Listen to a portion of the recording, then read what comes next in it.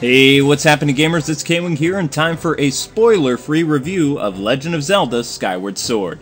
Spoiler-free, that's kind of a laughable statement, isn't it?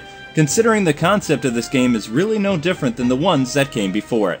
A man garbed in green, rescuing a damsel in distress, discovering a legendary sword, facing a menacing evil, and fulfilling an ancient prophecy. Needless to say, welcome back to the Legend of Zelda. Hard to believe it's been 25 years since the series first captured my heart. I still remember my first encounter with Zelda. My entry into gaming began in 1987, where an NES was on display at a department store. I had seen games before watching my dad play the 2600 or some really old computer games, but I was still too young to play video games on my own. Anyway, picking up the now vacant controller left by some neon-dressed teenagers, I strolled around Hyrule for the first time and my tiny mind was blown away. Ah, memories. Fast forward to the present, Nintendo has gone all out with its latest masterpiece. While much of what made Legend of Zelda what it is today remains intact, Nintendo has changed up the formula quite a bit to appeal to new players, and that's not a bad thing. For instance, the game begins far above the surface world in a land called Skyloft. Here, much like in Wind Waker, people have fled the surface world and live far above the old world. Skyloft is a peaceful utopia resting amidst the clouds, and only after Zelda is lost does Link journey to the land below. Unlike the past games, there really isn't a lot of filler between the environments like we saw in Ocarina of Time or Twilight Princess. It really doesn't take too long to get to your destination, and along the way you have a lot of stuff you can do.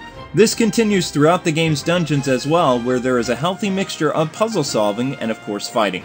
The combat is crafted so well in Skyward Sword and shows gamers of all genres what the Wii could have been so many years ago. Sword fighting is done with precise control and the enemy AI is very smart, sometimes too smart. Meaning while you're in the heat of battle, you need to outsmart them and strike their weak spot. While not a new addition to the series, it's nice to see a key element from Zelda 2 alive and well again. Sword combat has been fine-tuned since Twilight Princess, though there is no new sword techniques to learn or unlock during your journey. Frankly, there isn't much I have wrong with this game, unless you're not into motion gaming, that is. This is Nintendo's leap forward with motion gaming, and I have to say this is the best one-to-one motion-controlled game on the market, period. Nothing comes close to Skyward Sword. Though to be honest, the learning curve is pretty steep and will take most people a good hour or two to get the controls down flat. That and swinging the controller too much or too hard is going to cause your arm to ache a lot. So it's best to take breaks every now and again.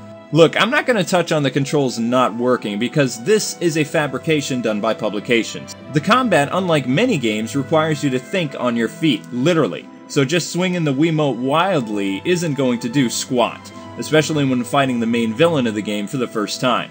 Also, the item menu will take some time to learn because it's in real time unlike the past Zelda games, so you need to be mindful of your surroundings and execute picking your stuff very swiftly, or you'll die. Though listen, selecting items was implemented so well in this game that I don't think I could live without it for the next Zelda game. Now that I think about it though, I'm not a big fan of using the bird to get from one point to another in the world map. This part of the game doesn't seem as fluid as say when Link rode on horseback, but I will admit, sky travel is way better than Wind Waker's annoying sea ventures. Still, this is one of the few Zelda games I can think of that feels too linear and in a sense doesn't create the sense of freedom the series is known for.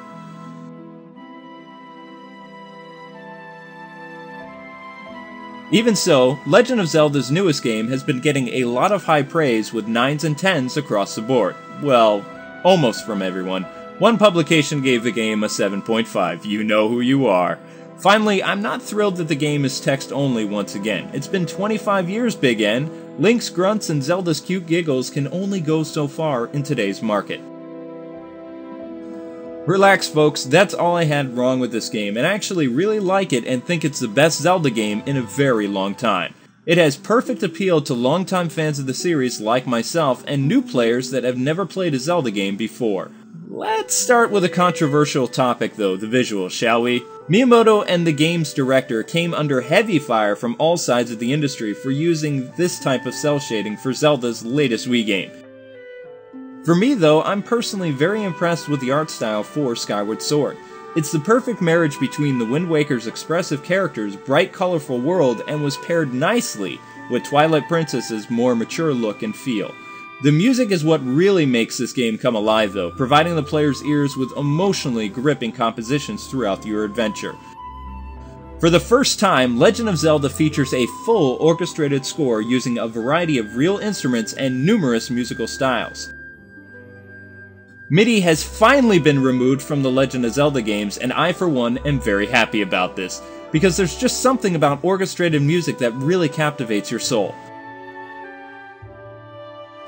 The story also had me hooked from the very beginning. The dynamic between Link and Zelda reminded me of all those romantic comedy animes I've been watching of late, which is also very different than the past Zelda games. Nintendo has once again gone for a darker, more mature storyline, and I'm okay with that. While the rescue the princess mindset is still there, it's been twisted just a bit. But don't worry, I won't give away the game's ending or anything like that. All you need to know for the story is Zelda gets kidnapped before she can confess her love for Link, and the hero rushes after her with a legendary sword. And that's about it. Also, this tale takes place as the official first Zelda game, at least for right now, I think. Though who knows, maybe Nintendo will make a prequel within a prequel next time. Anyway, the main game is split between two parts. Skyloft, which is Link and Zelda's home, and has a hub where you can shop and buy things, and of course the land below, which has the dungeons, and is the remains of the world of Hyrule. The main bad guy is not Ganon or Vaddie. It's a newcomer, and this guy is a stellar villain. During the first dungeon, when Link meets this villain, he sees our hero as a nobody. In fact, during combat, he blocks every single attack with Link's sword using just his finger. That was pretty epic. Gameplay for this game is just incredible and spot on. Swinging a sword has never felt this good, gamers. With everything happening in real time, even Red Steel 2 can't touch Link's sword action in Skyward Sword. Once you learn how to use your sword effectively and the shield properly, facing hordes of moblins will be no sweat at all and a lot of fun. Nintendo has integrated all the weapons to work perfectly with Motion Plus as well. Aiming is a piece of cake with the slingshot or arrows and feels very satisfying during the game. It wouldn't be a Zelda game without new entries into Link's arsenal though. While he has a lot of cool stuff to offer this time around, I'm only going to be talking about a few things. One such new addition is Link's stamina, and of course the stamina meter, which players need to be mindful of during Link's entire quest. Now stamina is something that should have been included in the past Zelda games because it's actually a really cool mechanic. When you swing Link's sword too much and use a spin attack, you tire him out. So you have to be very careful and watch that meter because you don't want to leave Link defenseless, because while he's breathless, he's going to get killed by the enemy. Now, there is a potion you can use to revitalize your stamina and repair your shield if it gets damaged, which I thought was pretty cool. Skyward Sword really, and I mean really, uses Link's shield like never before. It's also vital to Link's survival for this game. Like before, hearts are just about everywhere in the game and act as flowers for Skyward Sword. However, there are some places where there are very few hearts, like in dungeons. And if you don't have any potions or fairies on hand, Link could be in serious trouble. That's where sitting comes into play. You heard right, sitting. Link can sit on stools to regain his hearts, and this comes in very handy during the game. The last new addition that I want to discuss is Lynx Beetle, which is introduced in the very first dungeon. This tool becomes very useful throughout Link's adventure, and Nintendo wasn't kidding about how cool this ability is for Link either. You will be amazed by all the different uses this tool has. I know what you're all thinking, does this game have any lasting appeal, and how is it going to stack over time, Kwing? Well, we all know part of Zelda's charm is its longevity, and no worries, Skyward Sword continues the tradition. Dungeons actually get a fresh feel to them thanks to Miyamoto's new vision, so even for past Zelda vets, this game feels very fresh. Though some critics haven't been very thrilled with this new addition, as dungeons will need to be revisited over the course of the game, and once you obtain new tools and equipment, you'll need to use these to unlock past areas and complete the game 100%. So that can get a little repetitive, at least that's what they say. Various side quests can be tackled in between the main story or before you finish the game, and there is a lot of variety of them. Exploring the surface and sky, while a very linear experience, still manages to capture the spirit of the franchise. Well, to some extent anyway. Skyward adds new depth to this staple by having players collect various ingredients hidden in the world of Hyrule. This is done so Link can upgrade his various weapons in Skyloft. I also can't forget to give an honorable mention to all the different zany minigames in Skyward Sword. My favorite right now is the bamboo chopping, because it helps to hone your sword skills.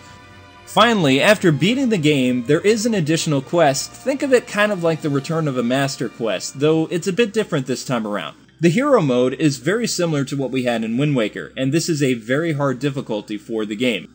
Enemies are much tougher and smarter, hearts aren't always common, and everything seems to be cranked on 11, so yeah. Only a true hero should attempt this mode. All in all, honestly, you don't need me to tell you this game more than lives up to the hype, or that Skyward Sword is a legend that took 25 years in the making, or that it's chock full of great stuff for Zelda fans. Many critics and reviewers have also said Skyward is the greatest gaming achievement in modern video games since Ocarina of Time, and I don't think they're too far off with that statement, but only time will tell if this game lives up to the past legends or not. But I do have to say that Skyward Sword is definitely a love letter to Zelda fans past and present. It has everything players crave in an adventure RPG, and yes, even romance is a crucial part of the game.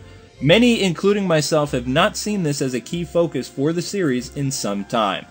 Zelda has all this and more and will keep you playing for a very long time. I don't do this very often, but if I was going to score this game, I'd have to give it a 10 out of 10. It offers a lot for first-time players, Zelda veterans, and all the added material for Zelda's 25th anniversary feels magical. Though, since I don't do scores anymore, you'll just have to guess which side I'm leaning more toward.